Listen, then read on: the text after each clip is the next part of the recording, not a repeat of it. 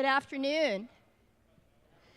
Good afternoon and welcome to Our Savior's Lutheran. We're so glad to have you here, and thanks for taking some time out on Father's Day for this important time. I am Renee Johnson, a member here and part of what is called Nebraska Synod Holy Land Accompaniment. And that, when you look at the letters, that's Inshallah.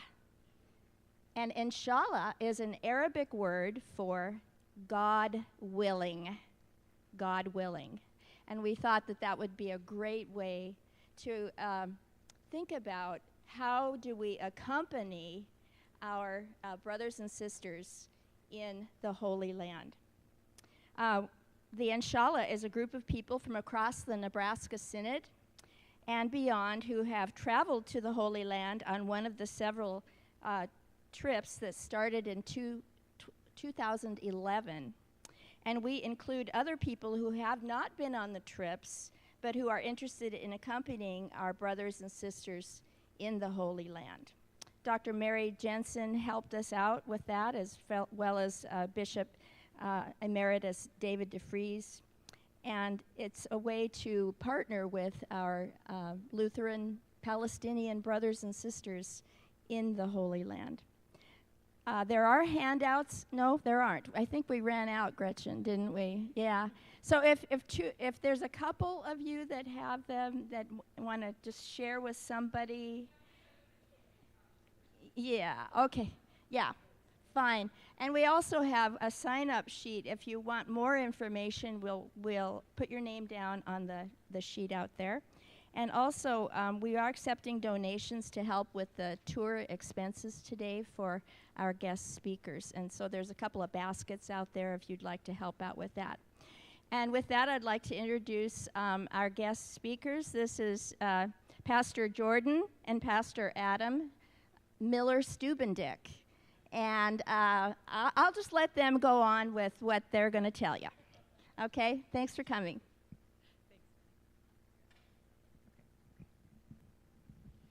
Hi, well, thank you all so much for being here. We really appreciate it. You might be wondering, who are we and why are we here? As Renee said, I'm Adam Miller-Stubbendick. I grew up here in southeast Nebraska. Many familiar faces here, so it's great to be back here. My mom still lives in Waverly. She's taking care of our two sons who are currently 9 and 6 this afternoon. You'll meet pictures of them in a little bit, as well as our 11-month-old golden retriever puppy. So she's much busier than all of us are this afternoon. It's really good to be with you all. For about the last year, I have served as the campus pastor at Carthage College, which is in Kenosha, Wisconsin. If you don't know your Wisconsin geography really well, think of Milwaukee, think of Chicago, and put a dot between the two right on the shore of Lake Michigan. So Carthage is one of the 28 colleges associated with the ELCA, and I have the honor of walking alongside those about 2,800 undergraduate and graduate students to help them discern what faith and life and meaning looks like for them. And Jordan and I, this coming weekend, celebrate 17 years of marriage, and we've been on this journey, Nebraska, upstate New York, where she's from, North Carolina, Jerusalem, all over the place over the last 17 years of life together. So it's a joy and privilege to do all of this together. And I'm Jordan, and I serve a congregation in Kenosha. So I'll make it a little briefer than Adam's intro. So how did we come to live in Jerusalem? So both of us were called to be co-country coordinators for the ELCA's Young Adults and Global Mission Program, which is a really great program. If you're not familiar with it, it's currently for young adults from the age of 20 to 35. They apply to the program, which has several sites around the world, and they are selected for one of those sites, and they live wherever in the world it is. In our case, it was Jerusalem in the West Bank. And so our young adults lived with Palestinian host families, and all of us were there to accompany the Palestinian Lutheran Church. And for the young adults, that looked like supporting the ministry sites of the Palestinian Lutheran Church, including 4 kindergarten through 12th grade schools, Palestine's first and only arts and culture university, a gender justice desk, and an environmental education center. So that is what brought us to Jerusalem. And in this picture, you can see our two kids, Julian on the left, who's 9 now, and Ari on the right, who's 6. So we moved to Jerusalem in May of 2022 to lead this program, and we were supposed to be there for 4 years. And in this picture, you can see our second group of young adults, and it's part of the separation wall that separates Palestine from Israel. And it says, "Make hummus, not walls," behind them.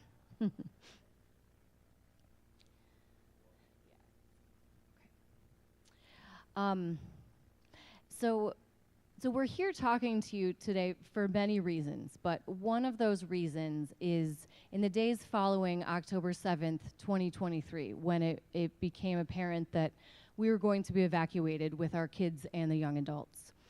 Adam and I stood on the balcony of our apartment in Jerusalem the night before we were to leave, and we called our Palestinian friends to say goodbye. And one of these friends said, "Tell your country the truth of what is happening in Palestine." And that is a big reason why we're here, to honor that promise that we made to Bassem. And just a few weeks ago, we were messaging with some of our good friends who are in Palestine, and we explained that we're giving these presentations, and we said, "What would you like us to tell people?" And so our friend Awad wrote back, and he said, "If you please, tell them that there are people in the Holy Land who still have hope for the future. If not for us, then for our children. Share with them the stories about the situation in Palestine, how we are suffering and struggling as Palestinians and as Christians." And he talked about how, for his work, he has to pass through a military checkpoint. And before October 7th, that would take him an hour, maybe 2 hours. But now it takes 5 or 7 or 10 hours for Awad to go through these checkpoints. And oftentimes he's with his wife and their 3 young children. So, I mean, you can imagine spending that much time in the car by yourself, but with 3 young children, that's hard. And Awad said this, and it always gets me. He said, "We support peace, not violence, but we haven't lived in peace since we were born." So, in this picture, this is one of the congregations of the Palestinian Lutheran Church. And the Palestinian Lutheran Church has about 2,000 members who are dispersed over 6 congregations in the West Bank, which is the part of Palestine that's not Gaza, and Amman, Jordan. And they're pretty remarkable for such a small group of people. They do a lot. This is their current bishop, Bishop Ibrahim Azar. These are some of the pastors of the Palestinian Lutheran Church. You can see them in their different contexts. This is Bishop Azar's daughter, Sally. Sally was ordained in January of 2023, and she is the first female Palestinian Lutheran to serve as a pastor in the Holy Land. And it's a joy to see Bishop Azar and his daughter together because he is so proud of her. It's really sweet.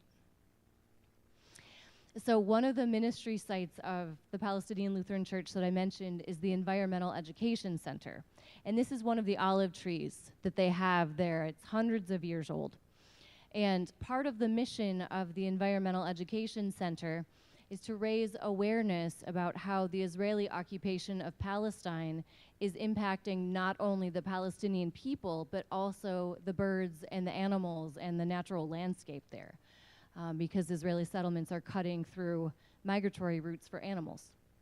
This is the director of the center, Mr. Simone, with our younger son, Ari. And just after this picture was taken, he showed Ari how to release a bird back into the wild, because one of the things that they do at this center is they try to identify as many distinct species of birds as they can, both for the environmental education and because They're right over the world's second largest migratory bird route in the world. This is one of the K through 12 schools, and in the middle there is our older son Julian playing soccer with some of the kids. And in this picture, on the left-hand side, the man wearing the tie is Principal Tony, who is a principal of one of these schools. And these schools are pretty special because they're high-quality schools, and the population of students is about half Christian and half Muslim. So I think the story that we often hear in the U.S. is, oh, Christians and Muslims, they're fighting, like they can't get along. But our experience from talking with folks and from seeing the students at these schools is that no, actually, the Christians and Muslims in the West Bank, they get along really well. They're neighbors, they go to school together, they learn about each other's faith traditions, they respect each other's holidays, they work together as adults, and so their relationships are really a lot more harmonious than we're sometimes led to believe here.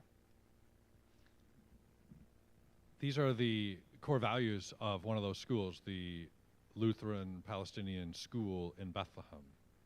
And sometimes you hear about negative indoctrination of human beings into schools today. So I want to read these words to you, and I don't think there's a thing negative about any of these words. And wouldn't it be wonderful if all our kids were educated into the themes of constructive dialogue, belongingness, teamwork, peace, love, hope, faith, and justice? I mean, it might help the rest of us too. So just to name, these are the values of the schools of the Lutheran Church in Palestine, and what a beautiful thing. Christians and Muslims learning together, teaching together. All the schools have teachers and educators of various faiths, and they're all Palestinian who go to one another's weddings and baptisms and funerals and important events in one another's lives, because they are in life together as people of Palestine.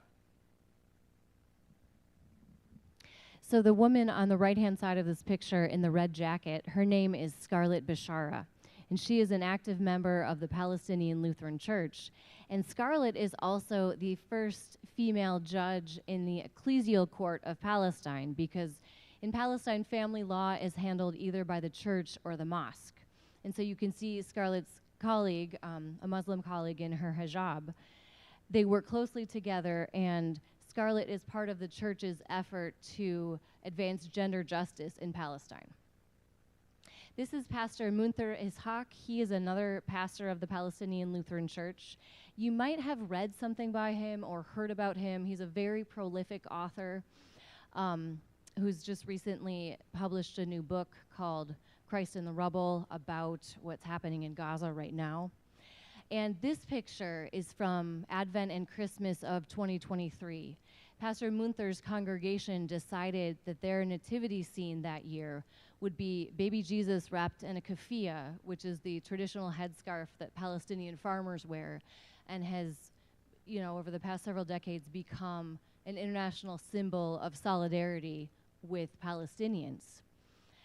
And baby Jesus is lying in chunks of concrete and debris, surrounded by the familiar figures of shepherds and angels made out of Palestinian olive wood. But what the congregation said is, if Jesus were to be born today, he would be born in the rubble of Gaza. And Pastor Munther's Christmas sermon, it made the rounds of the internet and was actually quoted in the International Court of Justice when they were deliberating about whether Israel's actions in Gaza constitute genocide.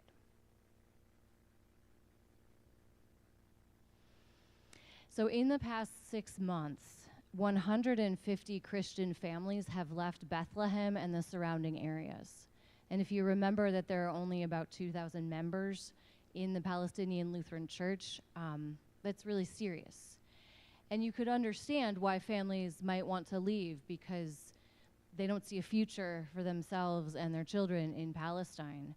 But it's worrisome for the church because the pastors don't want their churches to become museums. They want them to be active worshiping communities. And especially in this place in the world where Christianity is indigenous, It's important to keep a Christian presence there, and that's really at risk now. So you have heard a lot about October 7th, 2023, but I want to step back one day and tell you about October 6th, 2023, which happened to be our older son Julian's 8th birthday. And so what we had planned for that day is to go olive harvesting with our kids, the young adults, and the Bashara family, if you met Scarlett. So her husband, their children, because in the fall, in October and November in Palestine, many Palestinian families have olive trees, and fall is the olive harvest time. And so it's this wonderful community event where everybody joins in to help harvest the olives. And you can see here the Bashara family with some of their olive trees. Everybody takes part. You know, it's a joyous day because the olive tree is such a part of Palestinian culture and the economy because of the olive oil and the soap and the other things that are made from it. So this is one of the Bashara family's oldest olive trees. They think it's probably several hundred years old. And in the background, you can see the light gray separation wall, which separates Palestine from Israel. And throughout the day, Scarlett would remind us, please don't go too close to the wall because it's patrolled at all times by the Israeli military, and there's a real risk that you will be shot if you get too close. So our kids had a great time climbing the ladder to pick the olives, and they were really convinced that if they just squashed those olives hard enough, they could make their own olive oil. There is Scarlett Bashara wearing her keffiyeh and standing in the middle of her land. And in this picture, Scarlett is in the middle, her daughter Laura is behind her, and her granddaughter Rami is in front of her. So you have 3 generations of strong Palestinian women on their land, caring for it as they always have done.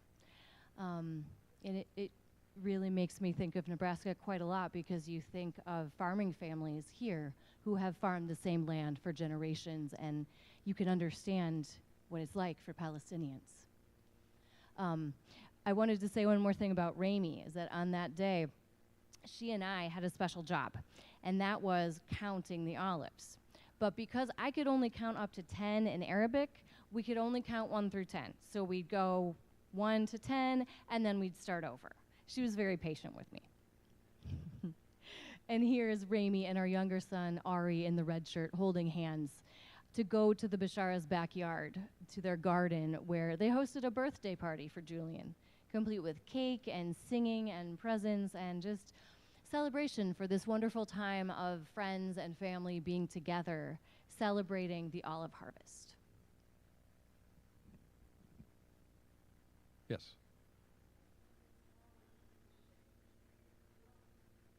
Yes. You put large tarps out underneath the tree, and you use rakes to pull olives down, and other people go up into the tree and pick them and put them on the tarps, and other people are down on the ground putting the olives into the buckets. You saw some buckets there, and then those buckets are poured into bags, and those bags are taken to the olive press. And one thing I was going to add, you're right on cue here.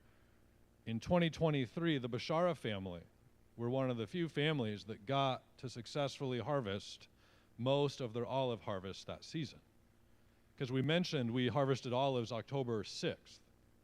October 7th was when the atrocities in southern Israel perpetrated by Hamas happened. And at that point, most Palestinians were no longer had access to get to their olive trees to go harvest them. Same thing happened again in 2024. I have, inshallah, God willing, hope that maybe the 25 season will be different. And yet, today's reality says maybe I have false hope. I don't know. As Jordan mentioned, we said to Bassem on our porch the night before we left, and he said to us, tell your country what is happening in our country and be honest. So that's what I'm about to do here. We're going to talk really fast, pseudo-fast, about 100 years of history in Palestine and Israel. A lot of people roll back to World War II. I want to roll back one more World War to World War I. The fall of the Ottoman Empire happened at the end of World War I. For those of you historians in the room, the Ottoman Empire ruled over this piece of land, historic Palestine, the state of Israel, some combination of the two, whatever you want to call it. The Ottoman Empire ruled in this land for about 400 years. I'm not going to say any empire rules with kindness and peace and justice all the time. I wouldn't say that about any country or ruler. But the Ottomans allowed people to live in relative peace for about 400 years. When the Ottoman Empire and others lost World War I, their lands were divvied up among the winners. That's what happens in the world. And the British Mandate era began in 1917 in historic Palestine, which meant that Great Britain was in charge of the Holy Land. And the person in charge of the British Empire, in that area, his name was Lord Balfour. And Lord Balfour said we should not let the current residents of a particular piece of land, this one, get in the way of what we would like to do in this land to move people from Europe, Jewish people from Europe, to the Holy Land. It wasn't exactly a kind and loving, graceful reason that he wanted to do this. He, like so many others in power in Europe at the time, was pretty anti-Semitic and pretty anti-Jewish. It was easier to move people from there to another place. A little precursor of what's to come post-World War II. If you look at these four maps in front of you, the one mostly green, it would be on your far left, is who was living in those particular places of the Holy Land in 1947, just before the end of World War II. And you notice green stands for Palestinian land in all of these maps. White stands for Jewish land. So just before the end of World War II, Palestinians are the ones in charge of most of this land. I'm going to take a side note and say, if you want to know how big this entire map is, all of historic Palestine, the state of Israel, or some combination of the two, is about the size of the state of New Jersey. So we're not talking about a giant piece of land here.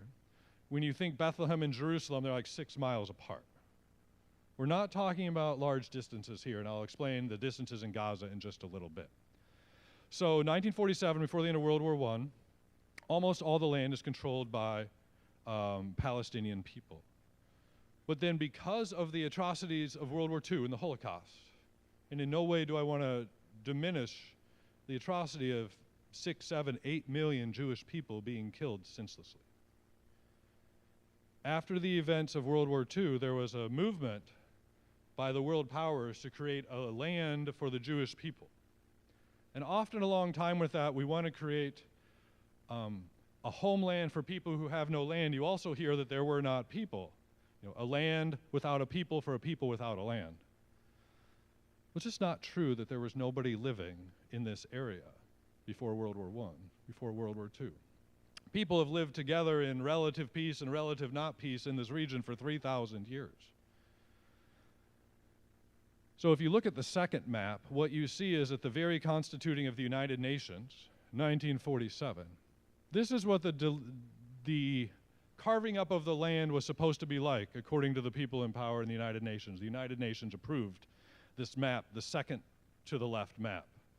Again, green is Palestinian areas, white is Israeli land, and the yellow dot in the middle, you think about the holy city of Jerusalem, a city for all people.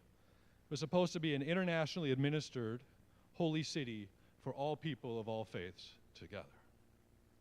That map never became a lived reality for anyone.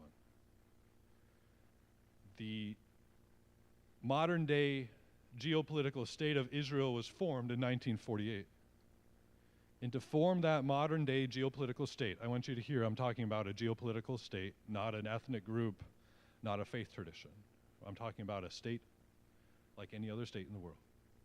To create the modern day state of Israel in 1948, 500 Palestinian villages were bulldozed and destroyed. 800,000 fellow human beings, Palestinians, instantly became refugees in their own land, moving to what you see in the third map, either the West Bank, the one green part, or a little bit of Gaza, or others were sent to Lebanon, or sent to Jordan, or sent elsewhere in the world. Palestinians call the creation of the state of Israel the Nakba, the catastrophe, because in their minds, they never got a say in what should happen in their homeland because of the atrocities that happened in Europe during World War II. We move on to the last map. It says present, and what you see there is who has control of what land about 10 years ago. There's even less of it now. And you see that Swiss cheese that's supposed to be the West Bank. Because while the West Bank is at least in some ways under Palestinian authority, there are also about 900,000 Israeli settlers who now live in the West Bank and occupied East Jerusalem. That's 900,000 people who are not supposed to live there according to international law. Because an occupying power, when you take land in war post-World War II, you don't get to go settle it and live there. You're supposed to eventually have some sort of treaty that gives land back to the people who originally lived there. That hasn't happened in this land since 1948. Again, the old city of Jerusalem and more of the West Bank was taken in 1967. And it goes on and on and on again to today. I want to turn our attention for a moment to Gaza. I'll just stay here for a minute. Gaza, as I mentioned, is that tiny strip of land in the far right of these four maps, the little bit of green. Gaza's coastline is about 21 miles. I haven't lived in Nebraska for about 20 years, so I don't have the distances really well. I don't know how far 20 miles is from this congregation right here. It kind of gets me to Waverly, where my mom lives, maybe over to Greenwood or Ashland in that direction. 20 miles is not very far. Related, they're about, at the beginning of October of 2023, there were about 2.3 million Palestinians living in Gaza. 2.3 million people. The entirety of that landmass of Gaza is about the same size as the city limits of the city of Omaha. I'm not including suburbs here in any way. Go to the city limits of Omaha. That's about how big Gaza is.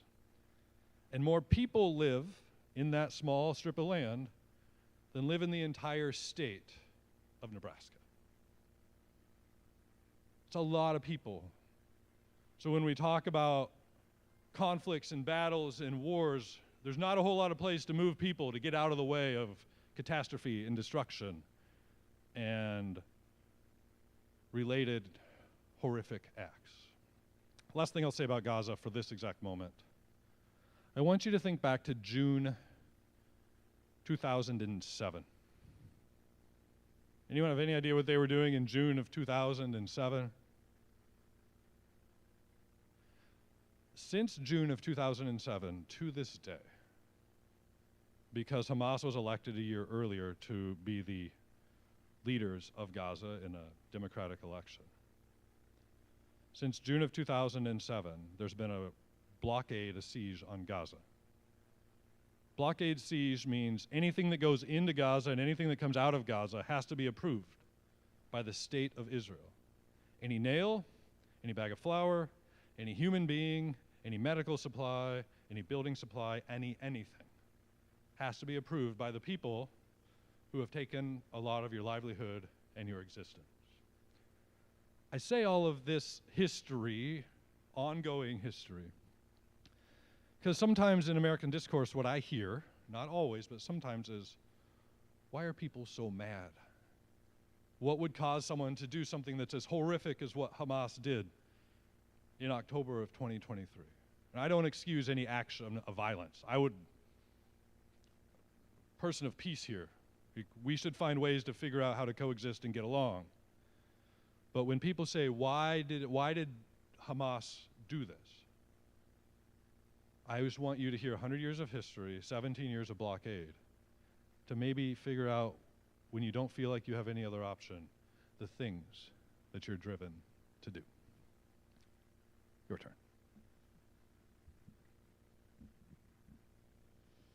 So this picture of the separation wall was drawn by one of the students in Principal Tony's school.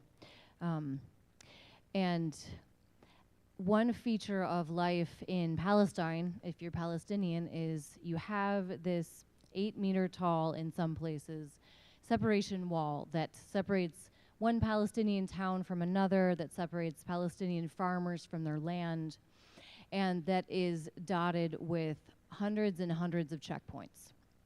And this is checkpoint 300, and it is the main checkpoint between Jerusalem and Bethlehem. So if you are on a pilgrimage and you want to see the Church of the Nativity, the place where Jesus was born, you have to go through this checkpoint. And every single car that leaves the checkpoint that's going from Bethlehem to Jerusalem is stopped and searched, meaning you have to get out of your car, you open your trunk, they search your car, and then they decide if they're going to let you go or not. And so Adam and I, as American citizens with blue passports, we always got to go. But for our Palestinian friends, if they want to attempt to go through a checkpoint like this one, they first have to request special permission from the Israeli military. And there's something like 100 different categories of permits that they can apply for. Everything from visiting family to attending a house of worship to receiving medical treatment, and on and on. And the process to get permission, it's complicated, it takes a long time, and even if you as a Palestinian receive permission, it can be revoked at any time. If you have the proper documentation, you're going through the checkpoint, whatever soldier is staffing that checkpoint can say, no, not today, and you have to turn back around and go home. So you see this red sign. When you see a red sign, what do you think of? Stop. Exactly, right? Stop, pay attention. Ooh, the color red, I should be aware. This sign says, this road leads to Palestinian village. The entrance for Israeli citizens is dangerous. Because if you are an Israeli citizen, it is illegal for you to go into Palestine. And one really heartbreaking part of Palestinian and Israeli relations is the way that they are just kept separate. Because Palestinian and Israeli kids, they don't go to school together. Adults don't work together for the most part. And so it's really hard to get to know somebody as a fellow human being who is a lot like you if you never spend any time together. So I took this picture approaching one checkpoint while I was on a bus, and you can see emergency exit on the bus window and then justice on the separation wall, because it just seemed like such an ironic juxtaposition.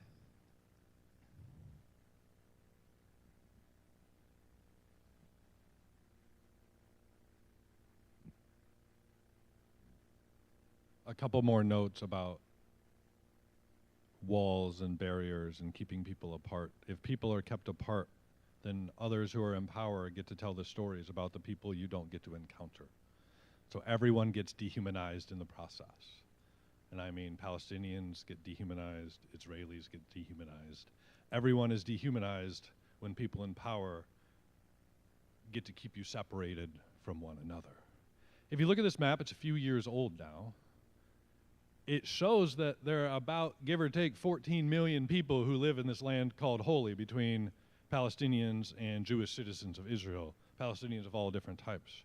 Well, it says that there is kind of some equality in the numbers of people, but the equality in the options of how to live and your opportunities in this land are vastly different if you are a Palestinian, if you are a Jewish citizen of Israel, if you are a Palestinian citizen of Israel, if you have a Jerusalem ID. It's complicated, it's hard. One other thing to show you today, a couple other things. This is Jordan and I at the Palestine Marathon. We did not run a whole marathon.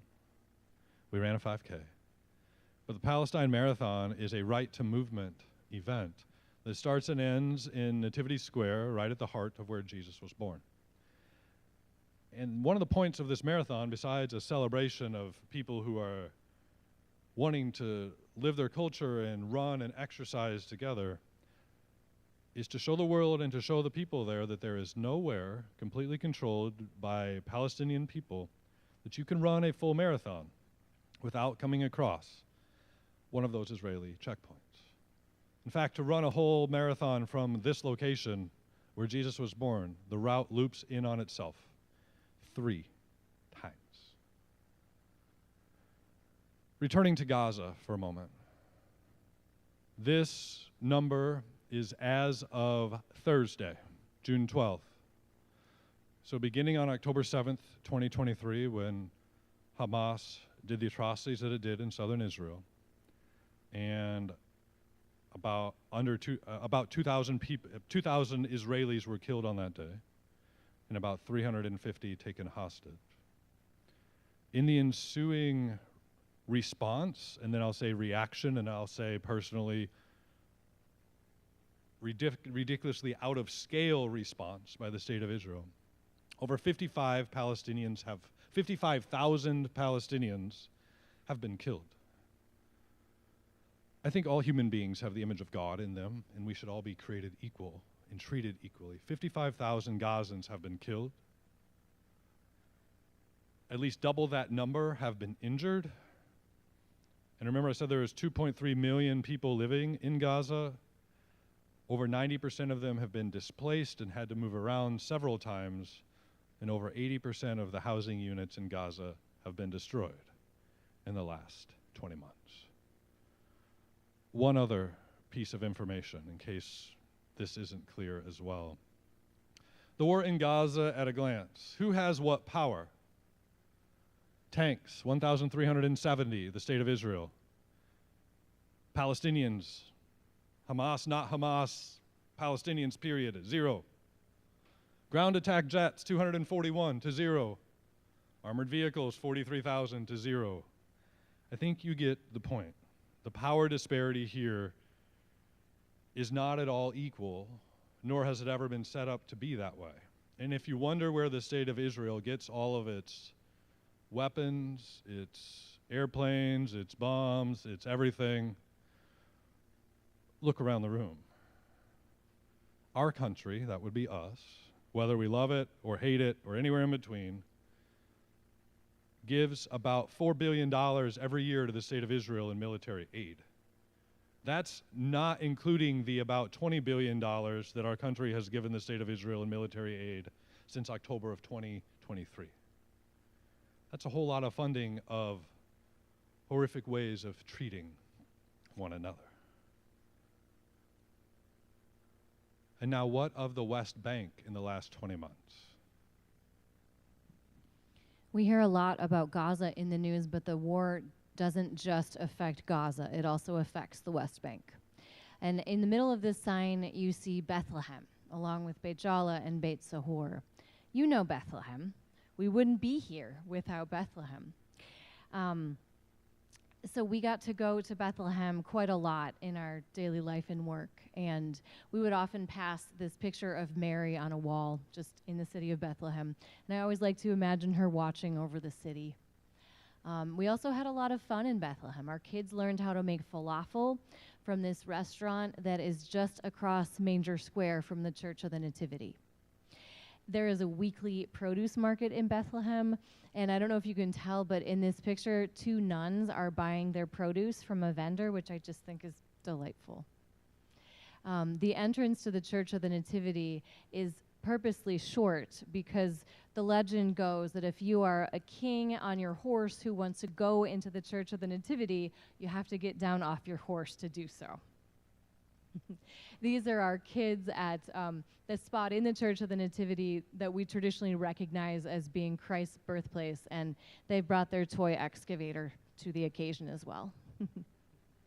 And then, as you can imagine, Christmas time is a really big deal in Bethlehem, and this is Star Street in Bethlehem, which is also where St. Nicholas's house is in Bethlehem.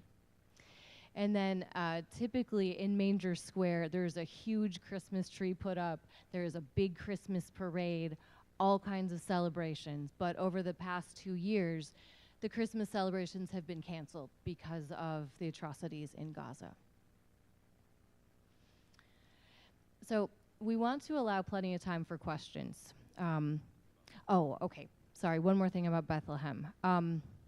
So you remember that picture of the checkpoint that we showed you. In the past year, at least 150 checkpoints have been installed in the Bethlehem area alone.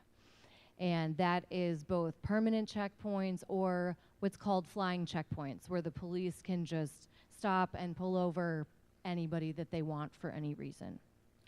And also, over 75% of people in Bethlehem are unemployed because Bethlehem is so reliant on the tourism industry, and there just aren't tour groups going to Bethlehem right now. And if you don't work in the tourism industry, then it's likely that you have a work permit to work in Israel to build all kinds of things there, houses and shopping malls and businesses, because the pay is better in Israel. But since October 7th, work permits for Palestinians have basically been non-existent in Israel. Okay, so before we allow time for questions, I want to tell you one more story. The person in the picture with me is Nuha. And Nuha lives in the town next door to Bethlehem. Nuha is a mother and a grandmother, and Nuha grew up in Gaza with her siblings.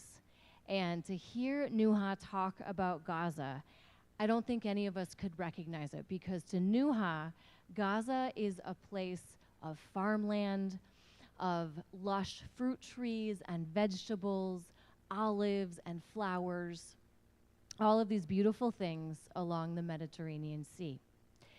And Nuha, when she and her husband moved to their home, she made it look as much like Gaza as she could. And so Nuha, she planted pomegranates and figs and olive trees and grapes and flowers, and it was lovely. Every time we would go to visit, Nuha would welcome us with a plate of fresh figs or grapes or whatever was in season, and she would serve us fresh pomegranate juice from her pomegranate trees. Nuha would always tell us that as Americans with blue passports, we had more rights in her country than she did. And she was absolutely right, because anytime Adam and I wanted to go anywhere, we could. You know, we had our passport, we would show it at the checkpoint, and we'd get waved on through. But all Nuha wanted to do was go back to Gaza to visit her family who still lived there. And she wasn't allowed to. Even when one of her brothers died, she wanted to attend his funeral, and she wasn't given permission. And it's heartbreaking. We've talked a bit about Christmas, and one of the things that Palestinians do at Christmas time is they go visit their elders. And so their elders have made all these lovely sweets, and you have really great, really strong coffee, and you sip it in their homes. So the day after Christmas of 2022, I went to Nuha's house to see her, and to see the young adult who we were overseeing who lived with Nuha. And Nuha's sisters from Gaza had gotten permission to come visit her in Beit Sahur, Shepherd's Fields. Think Shepherd's Fields, Beit Sahur, House of Shepherds, right next to Bethlehem. So Nuha's sisters from Gaza are sitting there sipping tea. Our young adult who lived with her said the three of them watched soap operas way too loud all day and all night, as people sometimes do. So I got to share Christmas greetings with Nuha and her sisters. Well, after October of 2023, her sisters were back in Gaza, and her sisters were taking refuge in their church, which is one of the 3 oldest churches in this world. And one of her 2 sisters was killed when an Israeli bomb was dropped on this house of worship. Again, people should be able to take refuge in their houses of worship, whether churches, mosques, synagogues, temples, whatever they be, and not be concerned about their life being taken away from them. So Nuha has one less sibling who is taking refuge in the church where she worshiped. A couple other things, and then we'll have time, hopefully, for robust conversation with one another. One of the things that when you have a hard, complicated, and yet not complicated conversation together is we can lose sight of the beauty and the hope of Palestine and the Palestinian people. So before we get to questions, we just want to introduce you to a bit of Palestine through a few more pictures. So this picture was taken on the Mount of Olives in the Garden of Gethsemane on Maundy, Thursday, looking toward the holy city of Jerusalem. This is the Palestinian village of Batir, and the whole village is a UNESCO World Heritage Site. It still has a Roman aqueduct that is used today for water, and there are 8 primary families who farm this area, and they have this system where there are 8 days in the week so that each of the 8 families can get the water from that aqueduct one day of the week. These are fig trees, and these fig trees are in one of the 3 refugee camps in Bethlehem. And I took this picture when I took one of our groups of young adults to tour the refugee camp with a resident of it, with a man who is Adam's and my age, actually, and he was born in the camp, and that's the only home he's ever known. And so he was showing us around the camp, and he stopped when we got to these fig trees, and he said, you know, when this camp was started in 1948, 1949, the original residents were farmers. So even though they were in this cramped camp that was supposed to be temporary, what they knew was farming and caring for the land, and so they planted trees. And now these fig trees, you know, they are several decades old, they are flourishing. And our guide said, if you are walking by this fig tree and the figs are ripe and you take one and you start eating it, I'm not going to say to you, stop. I'm going to say, here, take more, eat more, because I am Palestinian and this is our way. This is our older son, Julian, playing chess with someone named Ibrahim, who's a great French pastry chef in a little shop in the old city. Ibrahim and his wife, Iman is a tour guide and took us on tours. This is of Al-Aqsa, think the Dome of the Rock in Jerusalem. Well, we got to know Ibrahim and Iman really well, and they invited us over for dinner regularly. And one of the times we were at their house, our oldest nephew happened to be visiting us, who was studying international relations in university. He's since graduated. And he was really, you know, they say, like we'll say to you in a minute, ask any question you want, you know, what do you want to know? And so our nephew asked, what would you like me to tell your friends? What would you like me to tell my friends when I get home from visiting you? And so this Muslim man, Ibrahim, playing chess with us all, says, tell your friends that you had dinner at a Muslim family's house in Palestine and they corrupted you. They gave you your first cup of really good coffee. And if you want really good coffee, make it super strong and to put a touch of cardamom in it, and it's life-changing. Other things we got to do because of our life and our work there is we took our young adults on some regular retreats. Jordan, about half of the population of the country of Jordan is Palestinian refugees, and Jordan's a beautiful place. And so we got to go to Petra. Our kids got to ride camels there. If they got to go to ride camels there, we got to go to Petra too. And we also took the young adults to the Nazareth area just after American Thanksgiving to do like an Advent retreat in Nazareth. And as you see the Sea of Galilee here, if you look into the background, you can see a fishing boat there. And it's not too hard to imagine that's the fishing boat of Jesus or Jesus' disciples, or Jesus is asleep in that boat. Because fishing hasn't changed a whole lot since that day in the last 2,000 years. The Holy Land, Palestine, Israel, is a rich and beautiful place. All of our friends there would say, come and see and receive our hospitality, and then go home and tell. And that's what we're trying to do with you all here today. To know what this picture is. This is a picture taken in the courtyard between Dar al-Kalima University, Palestine's only arts and culture university, and the K-12 Lutheran school that's across the courtyard. And you see beautiful flowers in the foreground, the cross in the background, and the Palestinian flag in the middle.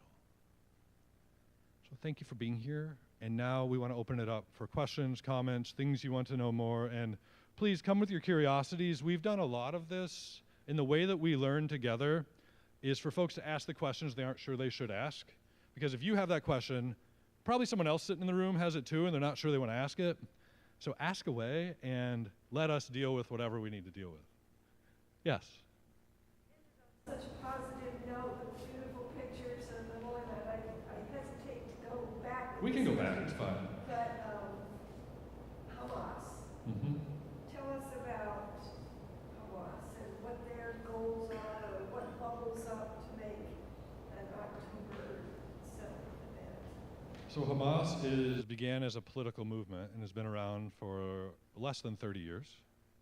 Began as the kind of alternative to the Palestinian Authority that was put in power, the Camp David Accords in the 1990s.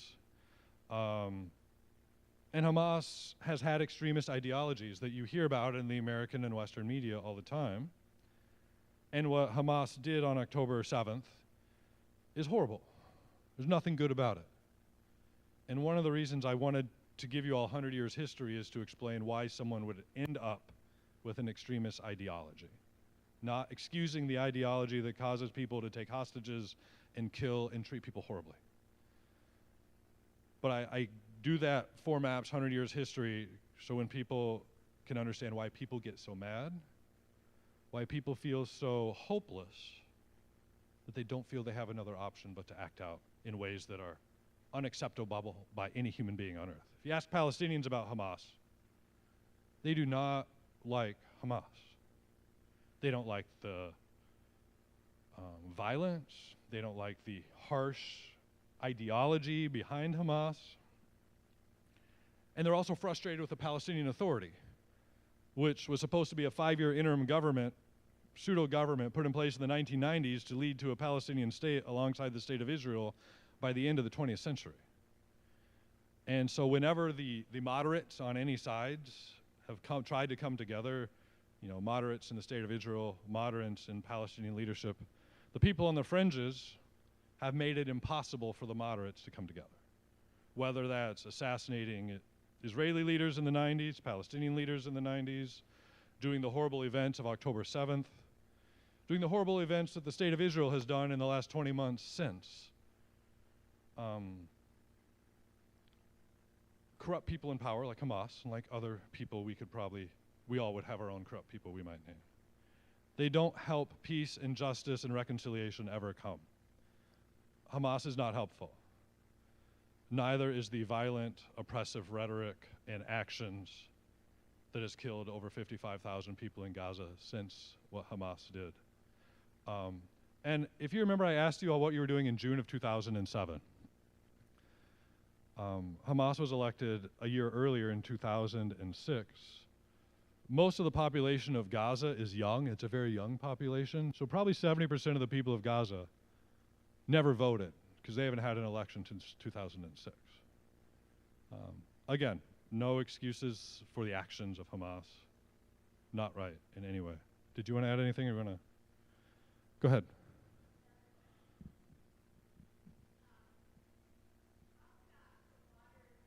Situation between Israel and Palestine, the control of the water. So as part of those Camp David Accords of the 1990s to get to a pathway to peace, one of the things that Palestine had to agree to was to divert 90% of their water to the state of Israel and the Israeli settlements that lived alongside, or 80% of the water, excuse me. So those of you who need water to do your livelihood, diverting 80% of your water makes it really hard. So all Palestinian homes, just about all Palestinian homes, have a black water tank on the roof to store as much water as they can along the way. Water is inconsistent, so is electricity, because a lot of electricity is also diverted. Go ahead, Jordan. So something we would tell our young adults when they were preparing to move into their host families' homes is really be aware of the length of your showers and how much electricity you use, because it's precious and it can be turned off at any time. So please be respectful of your host family.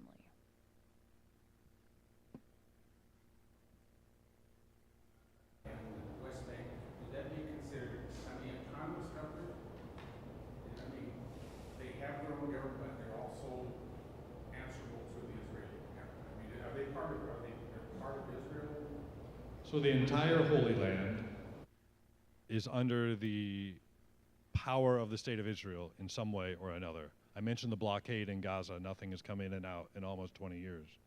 The West Bank is divided into 3 areas: Area A, Area B, and Area C. I always get them a little messed up if I don't have a note in front of me. One of the 3 is almost full autonomous Palestinian, both security rule and governmental rule.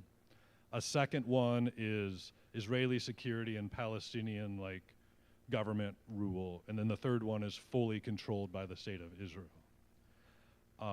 So you hear a talk about the occupied territories or the West Bank and Gaza. They say they're occupied because since 1967, that's when the state of Israel began controlling pretty much all of the West Bank and all of Gaza. 67's a while ago. Did that help answer your... They have some autonomy in some areas and they don't in other areas.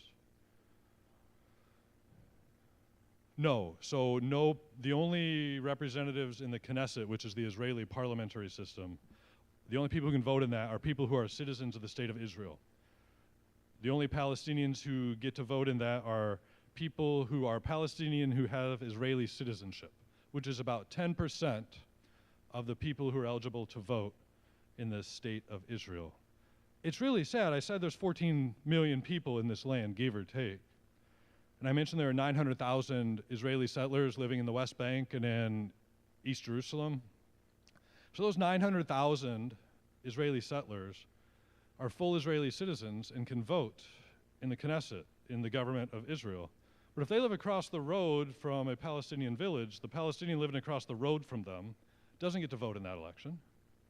If the Israeli citizen in the settlement does some horrific act, they are tried in the Israeli civil courts. Might be like what the courts we all would be tried in. The Palestinian in the village across from that settlement is accused or is accused of something. They're tried in a military court. So Palestinians generally don't have access to the Knesset. Side note, I'll go down it and then come back to the next question. The state of Israel doesn't have a formal constitution.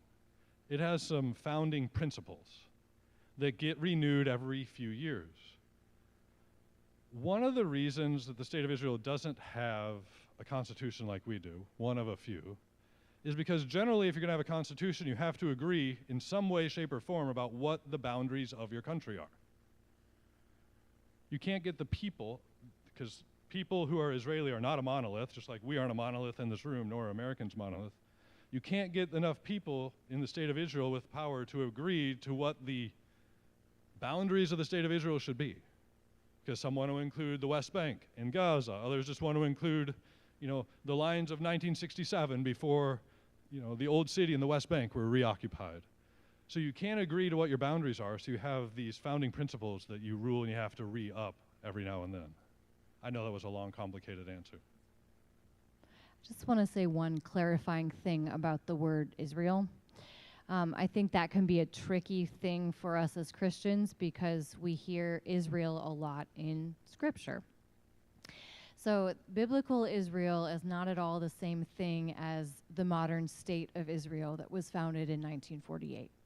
So I think oftentimes we might be reticent to speak out against what the government of the modern state of Israel is doing because we think, oh, doesn't that make me anti-Semitic? It's different. If you speak against the modern state of Israel, you're not speaking against Judaism as a faith tradition. They're different. Other comments, questions? Yes. Before the October 7th massacre occurred, from what I've heard, there are many people within the Israeli intelligence and military already knew that that action was being planned and had been rehearsed, and that Israel, for some reason or another, let it happen anyway. Now, the people that I listen to or have taken as fact of this, of course, are strenuously criticized by the Israeli government as that not being true. So where do we stand on the truth of that? The truth of how much the Israeli government knew about what was going to happen, what ended up happening on October 7th. I don't have a strong, for sure they knew, for sure they didn't. I think there are some hearings and investigations going on in the state of Israel by their government to investigate who knew what before October 7th. And some say those findings won't come out until the war on Gaza, the atrocities, the ethnic cleansing ends. So in some ways, some people in power might be in their best interest to keep this going so never finds out who knew what beforehand. I don't have firm answers on that one. Yeah.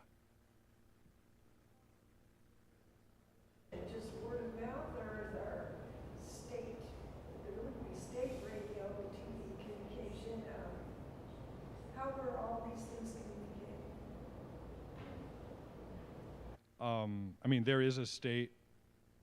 WAFA is connected to the Palestinian Authority, is the Palestinian Authority's kind of news information center. You know, some get it from the state of Israel or from Israeli broadcasters. Some get it from Jordanian news sources because Jordan is right there.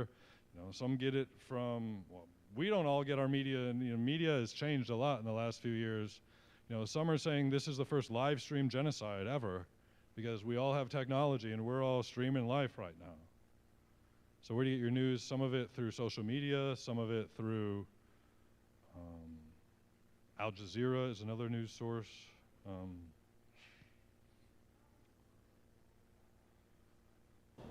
We were sitting at our breakfast table having breakfast with our kids and the air raid sirens went off, and so we moved into our safe room and started making sure we were safe and checking on our 5 young adults to make sure they were accounted for and were as safe as they could be. And it was really interesting because nobody knew what was going on. And we talked to some of our Palestinian friends and they said, you know, this happens sometimes. This will last a week, maybe 2 weeks, and then it will be fine. Don't worry. Yeah, nobody knew, and it took a little while to realize, okay, this might be a longer lasting thing than we realized.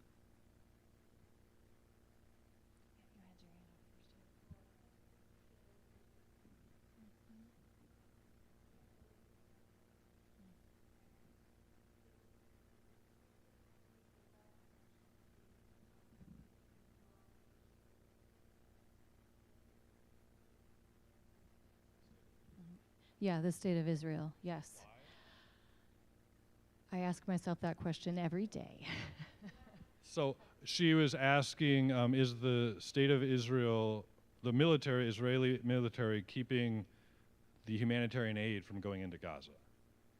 And so the answer is the state of Israel is denying humanitarian aid to go into the Gaza and has been for at least the last 75-ish days. And the final question was why? And so my anecdotal story to why of so many things in Palestine and Israel would be we'd be driving around with our kids in the car, and they had lots of great ideas as to how to get rid of the occupation wall, how to end the atrocities that are going on. So they and our young adults and people who we talked to, our own families in the U.S. said, why does this keep happening? And we're going to get to action steps in a couple minutes. But one of the answers to why is because they can.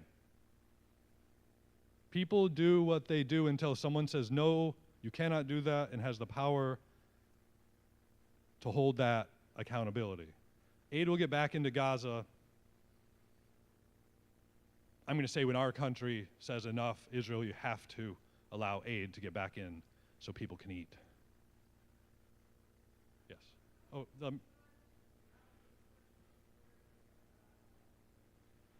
you want to tell the story of... The question is, how do you respond to the question of where is God in all of this? Pray. Yeah. So I'm going to tell an anecdotal story. In the days following October 7th, when our Palestinian friends were in their homes listening to the sounds of rockets and nobody knew what was going on, the 8-year-old son of our friends was gathered with his family, and he said, don't worry, because Jesus walked this land. Jesus is still with us now, and he will take care of us. And you could look at that as being a little simplistic, but I take great hope in that. I mean, this little Palestinian boy who has grown up is growing up under occupation and just repeated hardships. For our Palestinian friends, God is right in the midst of it with them. It's the theology of the cross in their everyday lives.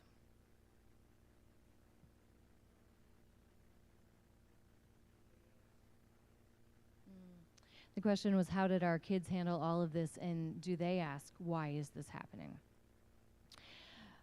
I mean, our kids, they have been very resilient, and I think before October 7th, they were exposed to a lot more things than they probably would have been here in the US, and we had to tell them about things because you can't really hide the checkpoints from them when you have to drive through them every day.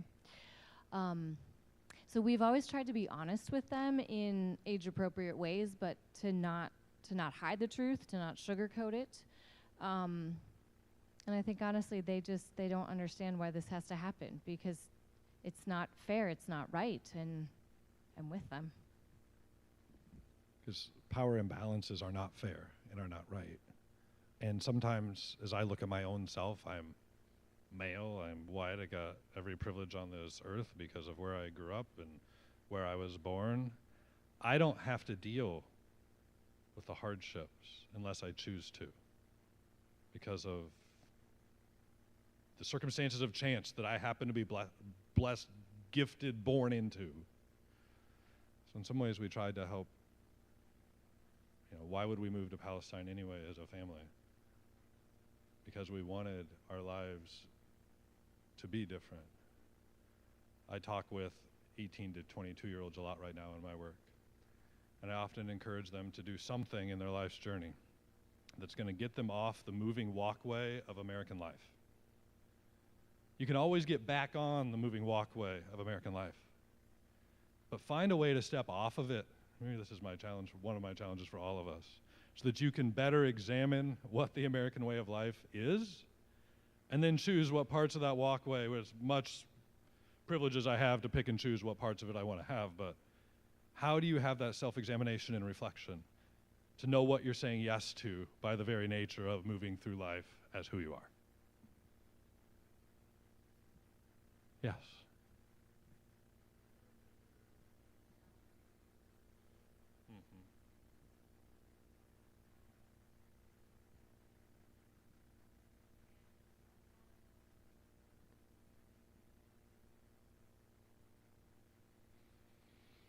So those neighbors, the Bashara family, Scarlett, Laura, Salame, Remy, they're still living there. Their house is in such an interesting place at the top of the hill in the town next to Jerusalem, because their backyard backs up to an Israeli military checkpoint with like this yellow arm that can drop down to shut that road into Bethlehem off whenever it wants. They have a beautiful backyard that you just have to not go to a certain part of. So when our kids would play in their backyard, like, you can't go back there because that's always monitored. Their one son ran it's called Jungle Maze. It's a great idea if you ever want a business concept. You give kids a ball pit and gymnastics jungle gym places, and then you serve their parents coffee and juice, and the kids play over here and the parents just get to chill. So their son was running that out of the front of their house. Well, the Israeli military said he can't do that. That has to be shut off right now. So he lost his business. And yet they persist and they persevere, and I've seen Scarlett continuing to do her work in the ecclesial court and as one of the lawyers for the municipality of Bethlehem. As for us, October 7th was a Saturday. We checked in with our young adults, checked in with the host families, checked in with our supervisor, who also lived in Jerusalem at the time. By Monday, they decided we needed to go get the young adults out of the West Bank and bring them to our apartment, which is part of our plan for safety and security anyway. But all the roads between the West Bank and Jerusalem are closed at this point. Thank goodness Palestinians are resilient, and they've been through situations like this before. So I picked up our neighbor who helps run the 4 schools, and she got in the van with me. I wore my clergy shirt, and with white knuckles I drove in ways that she could lead me through a farmer's driveway and olive field to get to where I needed to circle up and pick up our 5 young adults. And we got back to the house, and they lived with us for the rest of that week. And then a couple days later, this is the trip Jordan doesn't like that I made. I went back to all their host families' houses to get their suitcases because the decision was made for the 9 of us to leave. And wouldn't you think that people right here in the safety of the United States of America could find us a plane ride out, efficient one, the best one for us, but the tour agents that our church worked with couldn't find anything for a week, and we had to get to Amman, Jordan to do it, which was going to be a lot. But our upstairs neighbor, he runs tourism industry, and he was one of our plans. So he found us 9 flights out of Ben Gurion Airport the early Saturday morning, 1 week after October 7th. And wouldn't you know, when I went to pay him, my credit card wouldn't work. So our upstairs neighbor, what did he do? He said, he'll be fine. He'll take care of me. Those were not inexpensive plane tickets. And it took us over a month to get him the money, and he was good with it. We got back to the U.S. The 9 of us dispersed. We lived with Jordan's mom for 9 months. We kept checking in with those young adults. We all got together in Washington, D.C. about a month after we were all evacuated for group processing and group therapy and learning how to advocate with our Witness in Society office of the ELCA. And we're still living, and we're still trying to figure it out. What would you add? Well, I was just going to say that on the morning of October 8th, we're sitting at the breakfast table, and we'd already started a load of laundry because, you know, the washing machine is small, and we have 2 kids. And so I thought, should I go hang the laundry, or is that the worst idea I've ever had? I hung the laundry, and it turned out okay, but still, you know, questionable judgment. So something I'd like to lead us into is, what can we do? That's a question that we get a lot, and the first answer is we can pray. I mean, please pray for our Palestinian siblings in Christ. Pray for Palestinians, Israelis. Pray for there to be true justice and peace in this land that so many call holy. And also be willing to educate yourselves. I think being here, thank you for being here, for being willing to listen with curiosity and ask questions and learn. And seek out alternate news sources other than mainstream American media, because you learn different things when you check different sources. Another way that we can be involved and help is the ELCA has an initiative for engagement in Palestine and Israel called Samud. It used to be called Peace Not Walls, if any of you have heard of that. It's been recently rebranded, and it's, all right. Samud, yeah, what does Samud mean? Samud is an Arabic word that means steadfastness, resilience. Like the people of Palestine, like the beautiful olive trees of their land. It means to persist, to resist. Yeah, check out Samud on the ELCA website. You can sign up to receive their emails. They have Advent and Lenten educational videos that you can share with your congregation. I did the Lenten videos with my congregation, and we had some really good discussion, and there was a lot of learning. This is probably a good segue for Gretchen or Renee to talk about some of the Nebraska Synod stuff, if you want to.